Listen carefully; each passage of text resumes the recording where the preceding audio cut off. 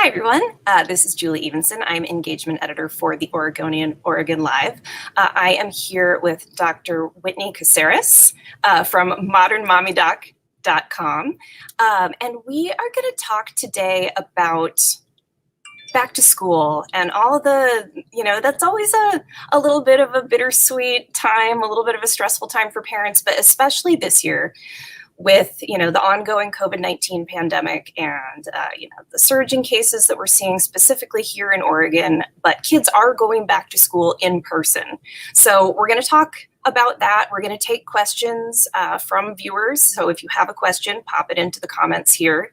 But before we get started with that, why don't you tell us a little bit about yourself and your practice and your approach, and then we'll get started.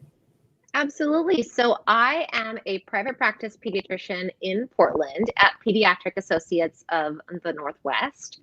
And I'm also the CEO and founder of Modern Mommy Doc, which is an online platform and community where we're really invested in helping working moms to thrive, not just survive on their motherhood experience, and try to go from that place of feeling really conflicted and pulled in all different directions to feeling very centered and grounded and focused on what matters most to them. And my whole approach as a pediatrician, as a founder, is really equipping parents with the resources and information that they need to help them in the real world to make decisions that are going to work for their family. I have two kids myself, two daughters who are going to be in Portland Public Schools this year. And so I know firsthand about back to school woes and worries and all of these topics. And I hear it from my patients all day long too. So I see a bunch of people just joined us. I can see my little scroll screen here. So for those of you who are just joining us, we are talking about back to school. And we're talking about back to school during the time of COVID and concerns, questions, things that are facing parents and kids right now. So if you have a question that you would like answered live, put it in the comments. We'll do our best to answer it. If you're watching this later when we're not live, we usually come back in, and if there's a question that we can answer in writing, we'll do that as well. So to get started, like I said at the top, parents are kind of nervous about this school year more perhaps than in the past. What are some things that you're hearing from your patients, advice that you're giving to nervous parents? What are you saying in your day-to-day? Yeah, so I think the number one thing that I'm not doing is saying, oh, it's fine, it's all gonna be great. I'm really digging in with parents to say, that makes so much sense that you feel worried this year. It makes so much sense that the Delta variant causes you to stay up at night. It makes sense that you're not sure, is there a benefit in sending my kid to school for that social emotional development and the learning last year, at the same time with them potentially at risk for catching COVID, right? And how do we keep our kids safe when they're not at school? I'm getting so many questions about that. My take, and pediatricians' take in general in Portland, and this is the American Academy of Pediatrics take too, is that the vast majority of students will really, really benefit from being in person with their classmates as long as we do it as safely as possible. That means making sure that they are masked in Oregon. Looks like it's going to be indoors and outdoors these days, that they are keeping at least a 3-foot distance, that the schools are providing ventilation within the school systems, that they're wiping down the surfaces. And then maybe number one and number two things that are going to keep our kids safe when they're in school is actually what's happening at home. So if your kid is sick, and I feel the pain of this because I'm a working mom too, keeping them at home. This is not the year to wipe their nose and send them on their way to the bus. This is the year to, if your child is in the least bit sick, to not have them attend school so we don't potentially infect other kids. And then the other thing is, if you are an adult or a person who's over 12 who is eligible to receive a vaccine, that you are vaccinated. When your time for the booster comes up, that you receive that booster. Those two things really are the things that are going to make it the safest for our kids when they return to in-person learning.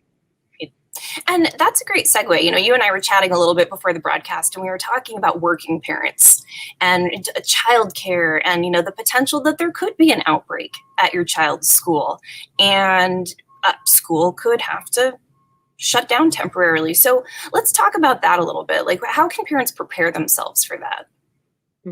So I think number one is understanding within your employment system, what are your rights? What's your availability in terms of leave if you have to take it, right? What is available to you in case that happens? This is not a moment to have your head in the sand and say it's not going to happen to me. We're seeing more and more kids who are becoming infected with the Delta variant. We are having increasing rates within families. And so making sure that you're kind of preparing in terms of work for yourself. The other is creating a Rolodex of other parents that can be kind of on your bubble list so that if you do have to take time off of work, that you potentially have some other parents that can help out maybe with another child you have who isn't infected. Like ways to have a village that come around you, I think is really, really important. The other thing is thinking about, is there backup care that you can have within your more immediate or extended family? Do you have other people that live close by or that in your village that you can kind of count on and kind of prep? I think a lot of this is about mental preparation and about logistical preparation for families. Right. And then again, that kind of acceptance of this is probably not going to be the year we thought it was going to be back in, April, May. It is going to be in a different way, probably a bit of an awkward year in terms of work-life balance. Yep, for sure. So that I'm looking at the questions that we're getting live as well. So that's a good segue into some of what we are seeing people asking us live in the comments. And this may be a little outside your area of expertise, but I'm seeing a couple comments here, people asking, how likely do you think it is that that will happen? That there will be outbreaks and that there's a chance that some districts at least will have to return to distance learning? So no one can predict the future. I don't have a crystal ball, but I think we can learn from what's happening in other areas where COVID really has been exploding over the past couple of weeks once kids have been in school. I think there's a very high likelihood that there will be classrooms that will end up needing to take a quarantine time, that there will be potentially entire schools that end up needing to take a quarantine time. I think that is not outside the realm of reality. However, nobody knows exactly how likely that is. It's just significantly more likely than it was last year because we did have students that were doing in-person learning last year, but they were in smaller pods, so smaller groups together. There were less of them that were doing the in-person learning, and we didn't have the Delta variant. So the situation has really changed significantly since last year when our kids were doing in-person learning. Right. So Delta is another topic that comes up a lot, especially when we're talking about kids. It is more infectious, and the average age of the patients does appear to be getting younger. So what should parents know about the Delta variant, especially with kids going back to school? I think they just need to understand that this is an entirely different beast and that as new variants come along, it's very different than what we were talking about. And I was talking about on podcasts and on news shows, a year and a half ago, right? A year and a half ago, we were really saying, thank goodness we're not seeing this in kids at all. Like hardly at all, very, very little, and the AAP took a long time to say that, but eventually they did say, way less likely to be in kids. Now things really have shifted. We know that the Delta variant is more contagious and that it's causing more severe disease, not just in adults or in older people or in medically fragile people, but also in kids and young adults who have not had previous underlying conditions. So it seems population that we're dealing with. We also have to understand that everyone is, of course, we have COVID fatigue. We're all mixing in some way or another. Socially, we have been the whole summer. I've been in the airports in Portland, like it's packed out in there, man. So we've been crisscrossing the country and we've been doing all kinds of things that we didn't do for a really long time, which I totally understand. But now it probably is a time to take a step back and say, all right, we have to have a different mindset that this is a more serious issue for our children and our entire families. Right. So earlier in the broadcast, you talked a little bit about what schools are doing, some of the protocols that they're taking. I see some questions from people who joined the broadcast a little bit later about those same topics. Do you mind repeating some of what you said about that? Like what are schools doing to keep kids safe? Yep. So the American Academy of Pediatrics recommends that children are kept at least 3 feet apart, that they keep their masks on inside and outside unless they're eating, that they're in small groups as much as possible. We know that changes depending on school to school, that there are adequate ventilation systems within the schools, and then that there's adequate cleaning. And then they're also recommending that in areas where rates really skyrocket, that surveillance testing is considered. And I have not seen that yet in terms of a universal protocol that all the schools are planning on doing for our kids, but I know that that is part of the thought process of what could be a potentiality for our kids. And so what does that mean, surveillance testing? Is that like random testing?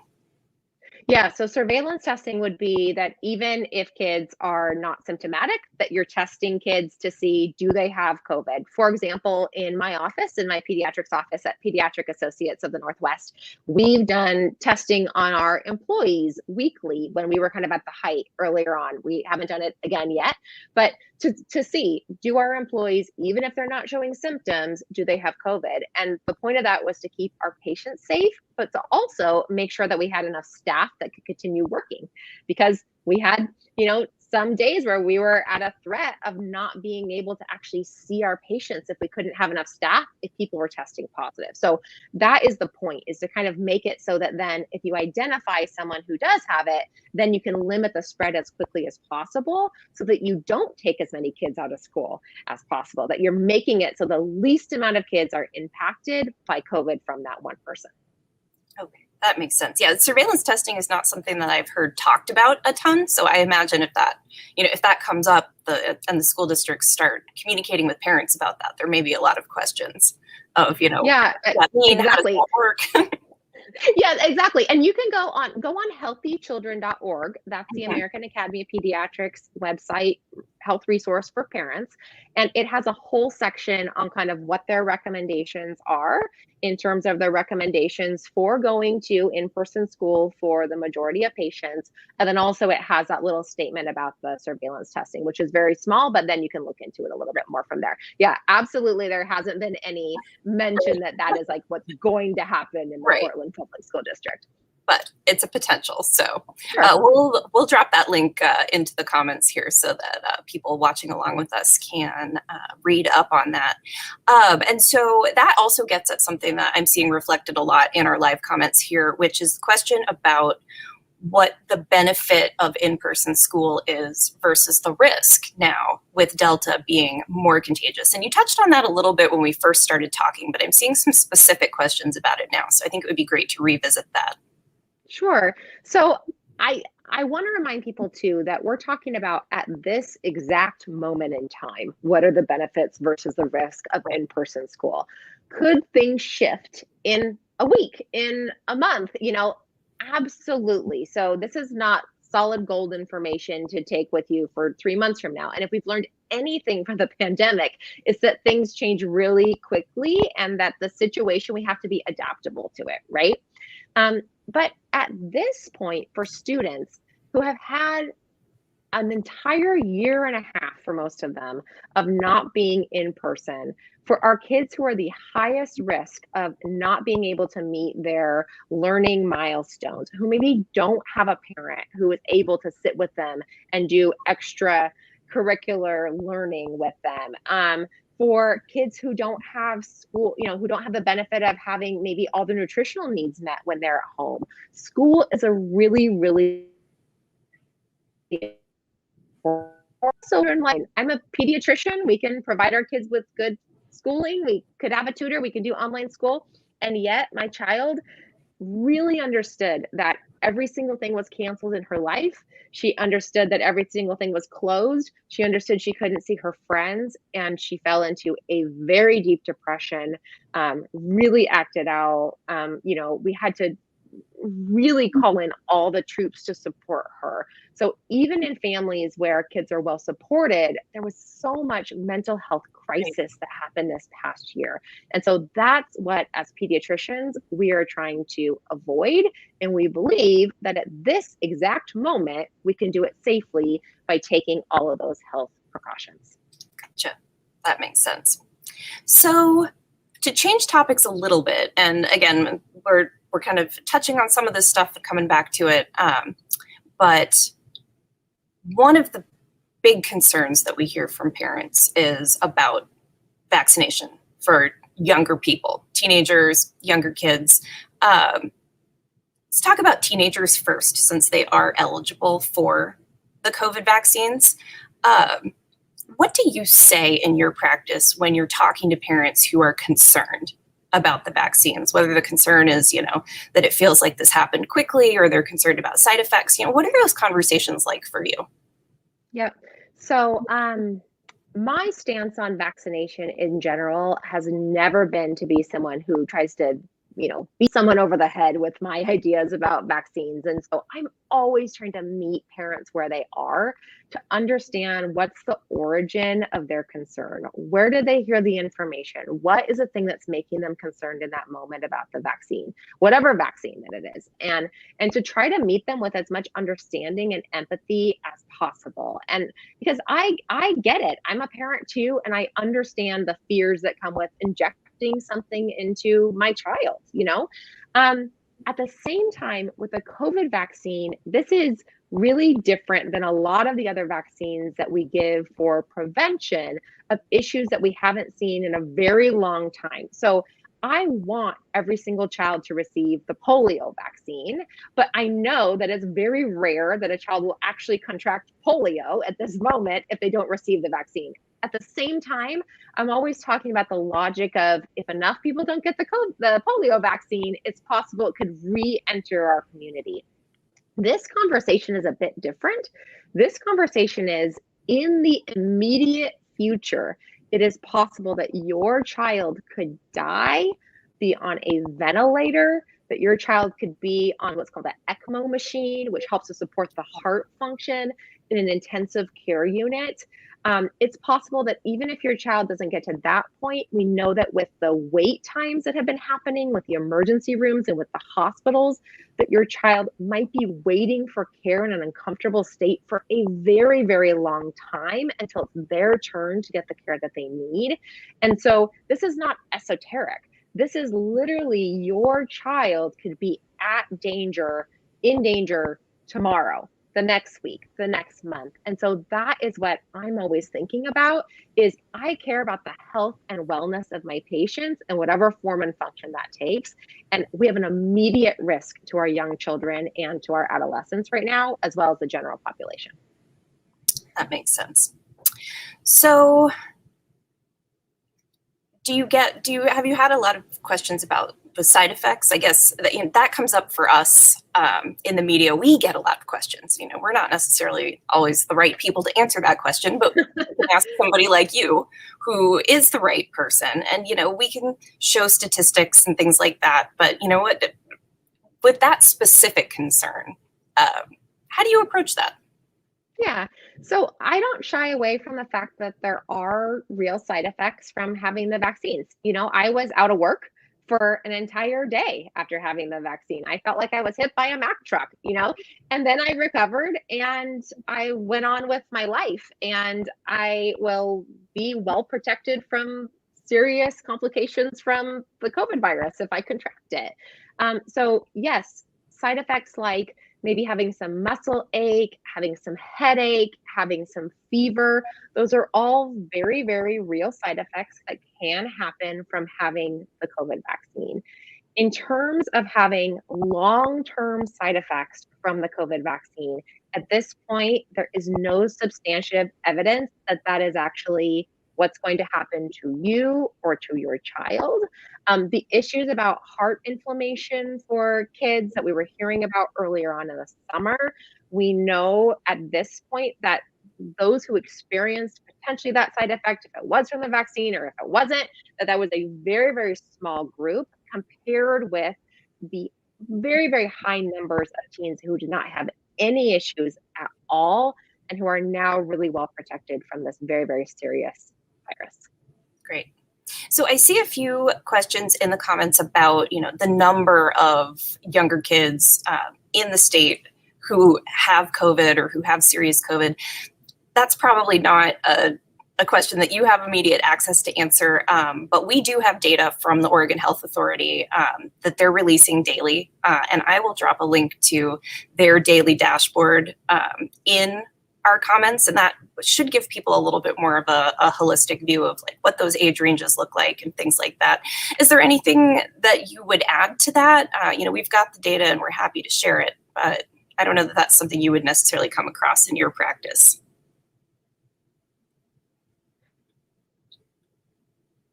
I think that you are the best, and that Oregon Health Authority is the best to share the actual data of what's happening in terms of percentages based off age.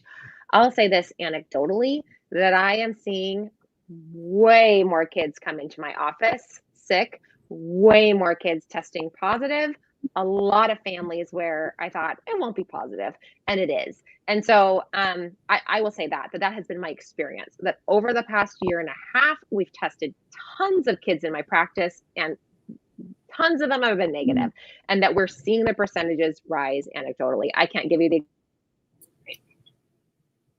go on the Oregon Health Authority website to see exactly what's happening in our community, for sure. Yep. Yeah. And like I said, we'll drop that link and some other links into the comments here. But that data comes out every day and we report on it every day. So it's out there. And those numbers are still low, but they're larger than they were before the Delta variant, for sure, is what we're seeing. Yep. They're larger than they were, and we're worried about where they'll go, right? Right. And, OHSU and some of the other hospitals do modeling and they do some predictive stuff, which we're also reporting on. So we'll be sure that we share all of that information here in the comments for people who are interested in seeing it. So talking still about vaccines, the other big question that we get from parents, and this again is something that you probably can't provide a definitive answer to, but you can provide, the conversations that you're having with people, with parents and kids. So for the under 12s, the big question we get is, when is the vaccine coming for them? And, how fast can we get that? And, because there are a lot of very nervous parents out there. So, what kind of conversations are you having with people about that? Oh man, if I had a crystal ball and I could predict when that day is coming. I will wake my kids out of bed and take them down to the vaccine clinic and give it to them. As pediatricians, we don't know exactly when that is coming. I will say that in our office, we're always having conversations about how, when that vaccine does become available for young children, how will we get it into them, offer it to them for those who want to get the vaccine as quickly as possible in a safe manner. We did that for the 16 and up kids. We did that for the 12 and up kids. We actually did a drive-through clinic for those kids to make it really, really simple for them to go ahead and get it at Pediatric Associates. So I think, as a medical community, gosh, we've been through several phases of this now. We're ready when it happens, and we're all waiting, like everybody else is, kind of for that green light. But we want it to be done in the way that's going to be safe. We want it to make sure that, we don't want it to happen faster than it's supposed to. We want it to be that the groups who are in charge of giving that seal of approval, that they do once they feel like it's safe for our kids and it's the right time to do it. Great. So wrapping up, I think we've hit most of the questions that I'm seeing live in the comments, and we've touched on the points that you and I chatted about before. But kind of last question to wrap up. As we're sending kids back to school, as we're dealing with this challenging time, what's like the biggest piece of advice that you would give to parents and kids about how to deal with the months to come?